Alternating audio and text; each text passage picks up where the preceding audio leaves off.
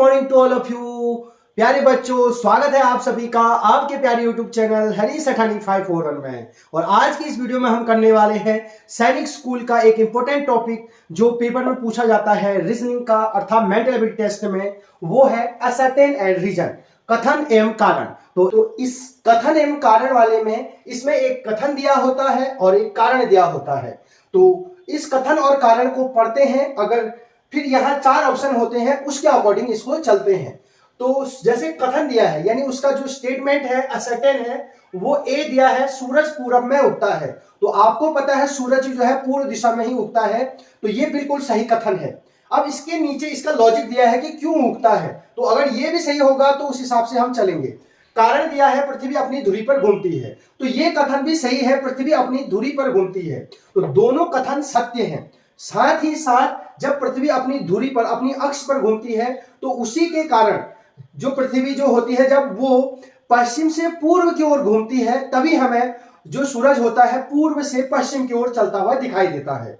कैसे? पृथ्वी अपने जब अक्ष पर घूमती है तो वो घूमती है पश्चिम से पूर्व की ओर, तो हमें सूरज कैसे दिखाई देता है? पूर्व से पश्चिम की ओर। तो ये भी सत्य है और ये भी सत्य है और ये इसका सही लॉजिक भी है। अब इसको ऑप्शन देखते हैं। इसमें सब खेल ऑप्शन का होता है।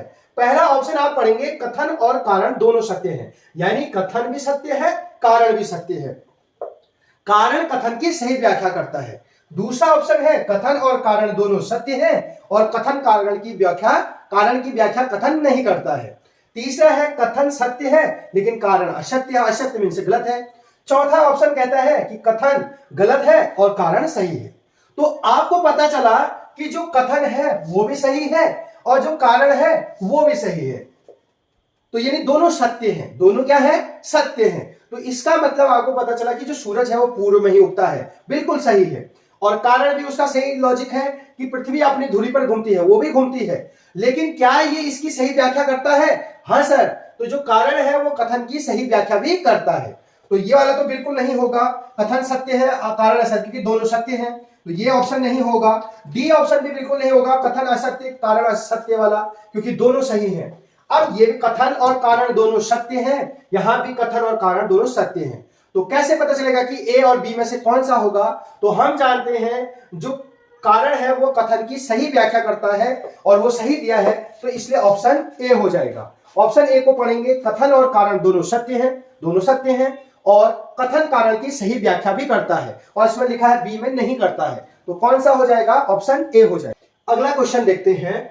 कथन दिया है, स्टेटमेंट जो दिया है असर्टेन, जल जीवन के लिए आवश्यक है। तो यह कथन बिल्कुल सत्य है कि जल यानी पानी हमारे जीवन के लिए अति आवश्यक चीज है, महत्वपूर्ण चीज है। जल नहीं होगा तो कल नहीं होगा, यानी जल हमारे जीवन के लिए जो है महत्वपूर्ण जो है चीज है, बिना जल के हम जीवित नहीं रह सकते हैं। तो ये स्टेटमेंट बिल्कुल सत्य है, यानी कथन सत्य है। सत्य मीन्स ट्रू है, इस वाक्य को कोई जो है गलत नहीं कह सकता। दूसरा कारण देखेंगे, यह 3 भाग हाइड्रोजन और 1 भाग ऑक्सीजन से मिलकर बना है।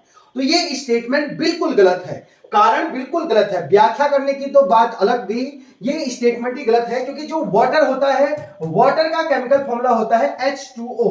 तो इसमें हाइड्रोजन के 2 मॉलिक्यूल्स होते हैं, जबकि हमने कारण में लिखा है कि 3 भाग। तो यहां पर हाइड्रोजन H पर जो होगा हाइड्रोजन उसके 2 हैं, तो हाइड्रोजन 2 होते हैं, जबकि इसमें 3 भाग लिखा है और 1 भाग ऑक्सीजन होता है। तो ये कारण बिल्कुल गलत है।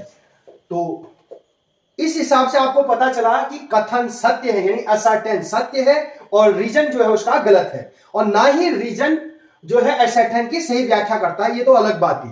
तो इसमें पहला स्टेटमेंट तो कथन और कारण दोनों सत्य हैं, तो ये वाला तो हो ही नहीं सकता, क्योंकि ये ऑप्शन बताता है कि दोनों सत्य होने चाहिए। हमारा तो कथन सत्य है कारण गलत है।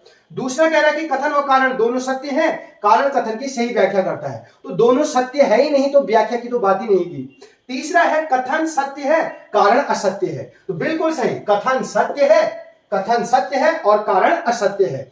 और जबकि चौथा कह रहा है कि कथन असत्य है जबकि कारण सत्य नहीं है, तो इस प्रकार इसका ऑप्शन जो है सी हो जाएगा। कैसे?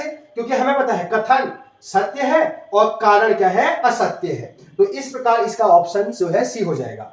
तो जैसे अगर हमें ओमान भरना होगा तो A B C D 4 option होते हैं, इस क्वेश्चन का आंसर सी है, तो सी वाले में जो है आप इस तरह से जो है गोला भर देंगे। नेक्स्ट क्वेश्चन करते हैं। कथन दिया है, कथन मतलब उसका स्टेटमेंट, असर्टेन दिया है। भारत एक लोकतंत्र देश है। लोकतंत्र मीन्स होता है लोक धन तंत्र, यानी लोगों का तंत्र, अर्थात ऐसा देश जहां लोगों का लोगों के लिए लोगों द्वारा शासन होता है उसे लोकतंत्र कहते हैं। यानी जहां लोग जो है लोगों को ही चुनकर अपने प्रतिनिधि को भेजते हैं तो और वहां शासन चलाते हैं, यानी जो सबसे बड़ा जो मुखिया होगा वो चुन के जाता है, उसे कहते हैं लोकतंत्र। यानी जहां चुनाव होकर जो है वोटिंग होकर जो है हमारे देश के जो है प्रधानमंत्री चुने जाते हैं तो उसे कहते हैं लोकतंत्र, यानी जहां लोगों का शासन होता है। तो भारत एक लोकतंत्र देश है, तो बिल्कुल सही कथन है, कथन बिल्कुल सत्य है। कारण देखते हैं, भारत एक विकासशील देश है, बिल्कुल सही। विकासशील का मतलब होता है डेवलपिंग कंट्री, अर्थात अभी भारत जो है 3 प्रकार के कंट्री होते हैं। एक होता है विकसित, विकसित मतलब जो डेवलप्ड हो गया, जैसे अमेरिका हो गया, रूस हो गया, तो ये डेवलप्ड कंट्री है। विकासशील का मतलब होता है जो अभी जो है विकसित होने के कगार पर है, अभी धीरे धीरे इंप्रूवमेंट कर रहे हैं। तो विकासशील, भारत एक विकासशील देश है, तो ये कथन भी जो है बिल्कुल सत्य है। भारत एक डेवलपिंग कंट्री है, धीरे धीरे ग्रो करके एक दिन ये विकसित राष्ट्र बनेगा, तो ये कथन भी सत्य है। इस प्रकार कथन भी सत्य है, कारण भी सत्य है, लेकिन कथन कारण दोनों सत्य वाले 2 आंसर होते हैं। इसमें पहले ऑप्शन में कथन भी सत्य है, कारण भी सत्य है, इस वाले में भी कथन सत्य है, कारण सत्य है। लेकिन क्या कारण कथन की सही व्याख्या करता है? तो बिल्कुल व्याख्या नहीं करता है। कथन कुछ और दिया है, कारण कुछ और दिया है, तो उसकी सही व्याख्या नहीं करता है। तो इसका आंसर हो जाएगा ऑप्शन बी। सी डी तो वैसी नहीं होंगे क्योंकि दोनों सत्य है, इसमें एक सत्य है एक असत्य है, एक सत्य है एक असत्य है। तो इस वाले में दोनों में से जो है ऑप्शन बी हो जाएगा। कैसे? ऊपर दिया है कि भारत एक लोकतंत्र देश है, यानी भारत में लोगों का शासन है, और नीचे कह रहा है कि भारत एक विकासशील देश है, वो धीरे धीरे डेवलप होगा, अभी वो डेवलपिंग मोड पे है, धीरे धीरे जो उसमें और इंफ्रास्ट्रक्चर बढ़ेगा, स्वास्थ्य शिक्षा इस पे जो है इन्वेस्ट किया जाएगा, तो धीरे धीरे हमारी जीडीपी बढ़ेगी। तो इसका इसके साथ कोई लिंक नहीं है। यहाँ ये जो ये कह रहा है उसी का अगर कारण होता तो माना जाता, लेकिन ये अलग स्टेटमेंट है, ये अलग स्टेटमेंट है, तो कारण कथन की सही व्याख्या नहीं करता। तो कौन सा हो जाएगा? कथन और कारण दोनों सत्य हैं और कारण कथन की सही व्याख्या नहीं करता है, तो option B. Next question, penguin पक्षी है जो पृथ्वी के गर्म क्षेत्र में पाया जाता है। तो ये आपको कथन दिया है, असर्टन दिया है, ए दिया है। जब तो आपको पता है जो पेंगुइन पक्षी होते हैं ठंडे इलाकों में पाए जाते हैं, और अंटार्कटिका और बर्फीले इलाकों में आपने पेंगुइन पक्षी देखे होंगे फोटो में।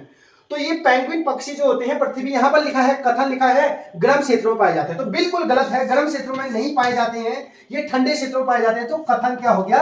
असत्य हो गया, फॉल्स हो गया, यानी गलत हो गया।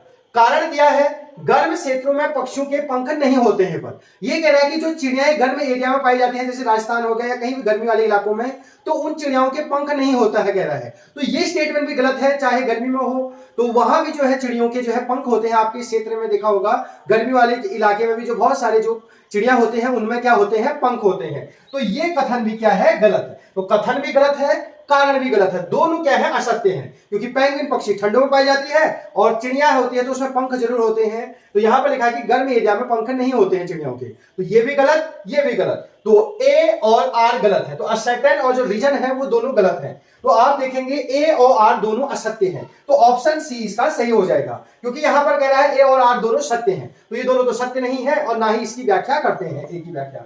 दूसरे बी में कह रहा है कि ए और आर दोनों सत्य है, ट्रू है, और आर ए की व्याख्या नहीं करता है। तो आज हमारे पास ये वाला ऑप्शन है ही नहीं, हमारे पास दोनों गलत है। तो ए और आर दोनों असत्य हैं, यानी दोनों गलत है। तो इस प्रकार इसका आंसर आ गया सी। दिल्ली की अपेक्षा ठंडा है। जो शिमला शहर है हिमाचल प्रदेश में, वो दिल्ली की अपेक्षाकृत ठंडा है, यानी वहां दिल्ली की अपेक्षा जो है ठंडा होता है। तो बिल्कुल सही है। ये जो हिमाचल प्रदेश में शिमला है, ये एक टूरिस्ट प्लेस है, लोग यहाँ घूमने इसलिए आते हैं क्योंकि यहाँ का जो मौसम है वो बहुत ठंडा है। तो ये कथन बिल्कुल असर्टेन जो है सत्य है। और दूसरा कारण देखते हैं, शिमला दिल्ली की अपेक्षा तुलना में जो है ज्यादा हाइट पर है। ये कह रहा है कि जो शिमला है शहर, वो हाइट पर है दिल्ली की तुलना में, तो ये कारण भी सही है। और ये जो कारण दिया, कथन दिया है, उसकी सही व्याख्या भी करता है। जो शहर जितनी हाइट पर होगा समुद्र तल से, वो उतना ज्यादा क्या होगा? ठंडा होगा। वहां उतनी ज्यादा जो है बर्फ पड़ेगी जो जितना समुद्र तल से ऊपर होगा हाइट पे। तो इसलिए जैसे हिमाचल प्रदेश हो गया, जम्मू कश्मीर हो गई, ये ऊंचे स्थान पर पाए जाते हैं शहर, हिल स्टेशन कहते हैं इन्हें, तो वहां ज्यादा जो है। तो ये भी सत्य है, ये भी सत्य है। और ये जो कारण आर है, ये एक ही सही व्याख्या भी करता है। बिल्कुल जो स्टेटमेंट इसके दिया है उसकी उसी की सही व्याख्या कर रहा है कि अगर शहर हाइट पर होगा तो उसकी तुलना में वो ठंडा होगा। तो कथन ए सही है, आर गलत है, ऐसा नहीं है। ए गलत है, आर सही, ऐसा भी नहीं है। ए और आर दोनों सही हैं और आर ए की सही व्याख्या करता है। तो ऑप्शन सी जो है इसका भी राइट हो जाएगा। ए और आर दोनों सही हैं और जो इसका लॉजिक दिया है ऊपर वाले सर्टेन का वो बिल्कुल सही दिया है। हाइट पर होगा अगर शहर तो वो जो है और ज्यादा ठंडा होगा। तो ऑप्शन सी। नेक्स्ट क्वेश्चन करते हैं। तो ये जो क्वेश्चन है, ये वाला क्वेश्चन ये पेपर में पूछा गया क्वेश्चन है। तो सैनिक स्कूल 2022 में ये क्वेश्चन आया था। कथन ए है, भारत में लोग अपना प्रतिनिधि स्वयं चुनते हैं। तो ये कथन है, उसके नीचे तर्क अर्थात कारण आर रीजन दिया है, भारत एक गणतंत्र राष्ट्र है। तो कौन सा कथन सही होगा आपको बताना है। तो पहला कथन को देखते हैं, भारत में लोग अपना प्रतिनिधि स्वयं चुनते हैं। तो ये बिल्कुल सत्य कथन है। जो भारत के लोग होते हैं वो अपना प्रतिनिधि स्वयं चुनते हैं। यहाँ वोटिंग होती है, आपने देखा होगा, चाहे विधायक का चुनाव हो चाहे सांसद का चुनाव हो, तो हम जो है वोट करते हैं। 18 साल से ऊपर का जो है कोई भी वयस्क नागरिक वो जो है वोट करता है, चाहे वो लड़का हो या लड़की हो, और अपना प्रतिनिधि स्वयं चुनता है। तो जिस इलाके में मैं हूं तो उस इलाके का जो है मैं वोट डालूंगा और अपना प्रतिनिधि जो है भेजूंगा, जिससे कि वो जो है मुख्यमंत्री और प्रधानमंत्री जो है चुना जाता है। तो भारत में लोग अपना प्रतिनिधि स्वयं चुनते हैं। प्रतिनिधि कोई जो है इनडायरेक्टली थोपा नहीं जाता है, हम जिसको वोट देके चुनते हैं वही जो है प्रतिनिधि आगे बढ़ता है। तो ये बिल्कुल सही है। तर्क दिया है, भारत एक गणतंत्र राष्ट्र है। बिल्कुल सही है, भारत एक गणतंत्र राष्ट्र है। गणतंत्र मीन्स होता है गण धन तंत्र अर्थात लोगों का तंत्र। गण मीन्स होता है लोग, तंत्र मीन्स शासन, यानी भारत में लोगों का शासन। बिल्कुल सही है, भारत में जो है लोगों का शासन है। लोगों का, लोगों के लिए, लोगों द्वारा शासन गणतंत्र कहलाता है। तो भारत एक गणतंत्र राष्ट्र है, रिपब्लिक कंट्री है, क्योंकि यहाँ देश का जो राष्ट्रपति है वो चुना जाता है, ना कि इंग्लैंड की तरह एक राजा बनता है। वहां राजा का बेटा राजा फिर दोबारा राजा बनता है, लेकिन भारत ऐसा नहीं होता। भारत में जो है हर साल जो है 5 साल बाद जो है चुनाव होते हैं और अलग अलग साल जो है अलग अलग राष्ट्रपति, जो देश का सर्वोच्च पद है राष्ट्रपति, वो जो है चुना जाता है। तो भारत एक गणतंत्र राष्ट्र है। तो ये भी कथन सही है और ये जो है तर्क भी सही है। और भारत एक गणतंत्र राष्ट्र है तो जो भारत में लोग हैं वो अपना प्रतिनिधि स्वयं चुनते हैं, तो ये इसकी व्याख्या भी कर रहा है। तो इसका ऑप्शन ए हो जाएगा। ए और आर दोनों सत्य हैं, आर ए की सही व्याख्या करता है। यानी जो हमारे पास कथन दिया है उसकी सही व्याख्या कौन कर रहा है, क्योंकि गणतंत्र एक बड़ा वर्ड है, उसका मतलब होता है जो लोग होते हैं अपना प्रतिनिधि जो है स्वयं चुनते हैं। तो इसकी व्याख्या ये तर्क जो है सही से कर रहा है। अब आपके लिए ये क्वेश्चन में जो है छोड़ रहा हूं, आपने इसका कमेंट बॉक्स में आंसर बताना है कि ए होगा, बी होगा, सी होगा, डी होगा। तो ये क्वेश्चन आपके लिए है जिसका कथन है, चमगादड़ एक स्तनपायी है। स्तनपायी का मतलब होता है मैमल्स है चमगादड़। दूसरा तर्क दिया है, चमगादड़ उड़ नहीं सकता है। तो कौन सा कथन इसमें जो है option A, B, C, D कौन सा सही होगा, इसको आपने कमेंट बॉक्स में जरूर बताना है। अगर आपको मेरी वीडियो पसंद आ रही है तो अपने दोस्तों के बीच जो है लाइक, शेयर और सब्सक्राइब करना न भूलें। और अगर आपने चैनल सब्सक्राइब नहीं किया है तो आपने भी जो है हरीश सैठानी 541 को सब्सक्राइब करना है।